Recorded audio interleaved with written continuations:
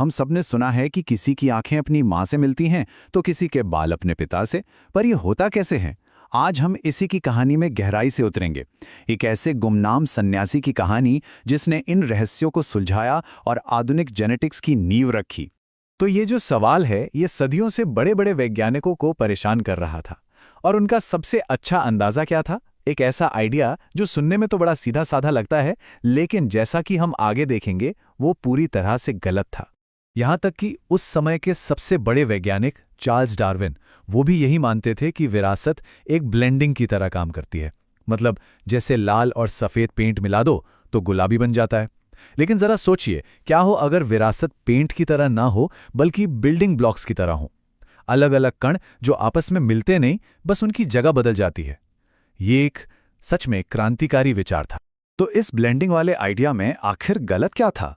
पहली नज़र में तो ये बिल्कुल सही लगता है ना? लेकिन जब आप थोड़ा और गौर करते हैं तो ये आइडिया बिखरने लगता है। चलिए देखते हैं क्यों। डार्विन का जो आइडिया था, जिसे पैनजेनेसिस कहते हैं, वो ये था कि शरीर का हर हिस्सा छोटे छोटे कण भेजता है जो मिलकर अगली पीढ़ी बनाते हैं। ये काफी कॉम्प्लेक्स आइडिया था, लेकिन ये नहीं समझा सका कि कैसे कुछ गुण पीढ़ियों तक गायब हो जाते हैं और फिर अचानक से वापस आ जाते हैं।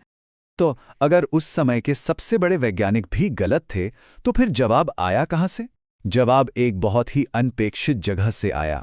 एक शांत मठ के बगीचे से, और एक ऐसे इंसान से जिसे दुनिया लगभग भूल ही चुकी थी। मिलिए ग्रेगर मेंडल से।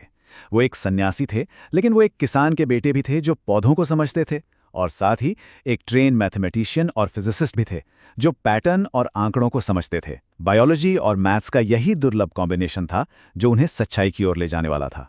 जरा एक पल के लिए इस नंबर के बारे में सोचिए। 28,000 पौधे। ये 7 साल की बिना थके बहुत ही सावधानी से की गई मेहनत थी, एक छोटे से बगीचे में, एक अकेले इंसान की जो बस एक पहेली को सुलझाने के जुनून में लगा हुआ था। और उनकी कामयाबी का एक बहुत बड़ा हिस्सा था उनका सब्जेक्ट चुनना। साधारण मटर का पौधा, ये तेजी से बढ़ता है, इसमें बिल्कुल साफ साफ हाँ या ना वाले गुण होते हैं, जैसे लंबा या छोटा, बैंगनी या सफ़ेद फूल।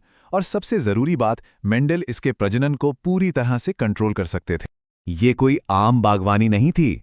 मेंडल एक वैज्ञानिक की तरह काम कर रहे थे। वो बहुत ध्यान से एक पौधे से पराग को दूसरे में ट्रांसफर करते और ये पक्का करते कि कोई बाहरी पराग इसमें दखल न दे। उन्होंने हर पीढ़ी के नतीजों को बहुत सावधानी से रिकॉर्ड किया। असल में उन्होंने बायोलॉजी को एक गणित की समस्या में बदल दिया था। और इस सारे मेटिकुलस काम से पैटर्न्स उभरने लगे, ऐसे पैटर्न्स जिन्होंने सब कुछ बदल दिया। चलिए उन फंडामेंटल नियमों को देखते हैं जिन्हें मेंडल ने खोजा था। ये रही मेंडल की पहली बड़ी खोज। गुण आपस में मिलते नहीं हैं, वे अलग अलग फैक्टर्स के जरिए पास होते हैं जिन्हें हम आज जीन कहते हैं। इसे ताश के पत्तों की गड्डी की तरह ही सोचिए।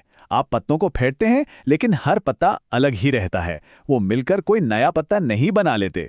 और हर जीन के अलग अलग वर्जन हो सकते हैं जिन्हें हम एलील कहते हैं। जैसे फूलों के रंग के जीन के लिए एक बैंगनी एलील हो सकता है और एक सफ़ेद एलील।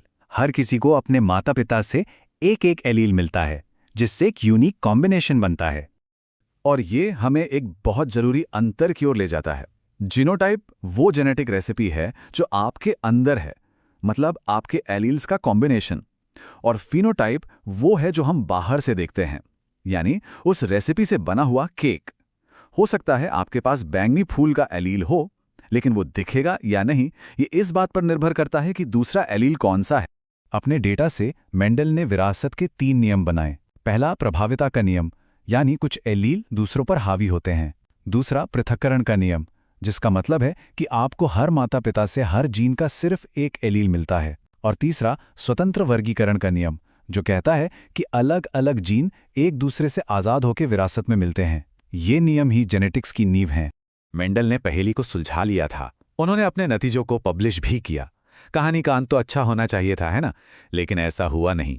आगे जो हुआ वो विज्ञान के इतिहास की सबसे बड़ी त्रासदियों में से एक है। मेंडल को पता था कि उन्होंने कुछ बहुत बड़ा खोज लिया है।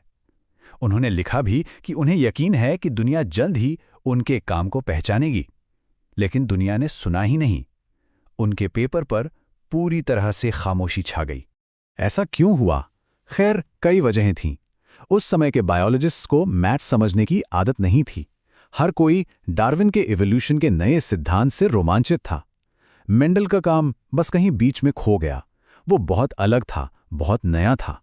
34 साल, सोचिए, एक पूरी पीढ़ी से भी ज्यादा का समय। 1884 में मेंडल की मौत हो गई और उन्हें यही लगता रहा कि उनकी जिंदगी भर की मेहनत भुला दी गई। और इसी बीच बायोलॉजी की सबसे बड़ी पहेली का जवाब बस लाइब्रेरी की शेल्फ पर धूल खा रहा था, जब तक कि एक नई सदी और वैज्ञानिकों की एक नई पीढ़ी ने उसे फिर से खोजने की निकाला। और 1900 में ठीक ऐसा ही हुआ। 3 अलग-अलग वैज्ञानिकों ने एक दूसरे से अनजान मेंडल के नियमों को फिर से खोजा और अचानक वो गुमनाम सन्यासी जेनेटिक्स का जनक बन गया। और यहाँ हैरान करने वाली बात यह है, जिन नियमों को मेंडल ने मटर के पौधों में खोजा था, वे लगभग हर जीवित चीज पर लागू होते हैं, फ्रूट फ्लाइज से लेकर चूहों तक, और यहाँ तक कि हम इंसानों पर भी। उन्होंने असल में जीवन का एक यूनिवर्सल नियम खोज निकाला था। ये सिर्फ एक अकादमिक दिलचस्पी की बात नहीं थी। अचानक से डॉक्टरों ने उन जेनेटिक बीमारियों के पैटर्न को समझना शुरू कर दिया जो परिवारों में पीढ़ी दर पीढ़ी चलती हैं। मेंडल के बगीचे से मिली जानकारी ने ह्यूमन मेडिसिन में क्रांति लाने में मदद की। और ये हमें विज्ञान के सबसे बड़े क्या होता अगर वाले किस्सों में से एक पर लाता है। चार्ल्स डार्विन, जिनकी इवोल्यूशन की थ्योरी को इस बात की सख्त ज़रूरत थी कि विरासत कैसे काम करती है, उन्हें मेंडल के काम के बारे में कभी पता ही नहीं चला। पहेली के 2 हिस्से मौजूद थे, लेकिन वे कभी एक साथ नहीं आए। यह हमें सोचने पर मजबूर करता है, अगर डार्विन ने मेंडल का पेपर पढ़ा होता तो क्या होता? क्या बायोलॉजी 34 साल आगे बढ़ गई होती? ये एक दमदार रिमाइंडर है कि कैसे सबसे बड़ी खोजें अक्सर नज़रअंदाज हो जाती हैं और बस एक बगीचे में एक शांत सन्यासी का इंतजार करती हैं जो हमें कुछ असाधारण दिखाएगा।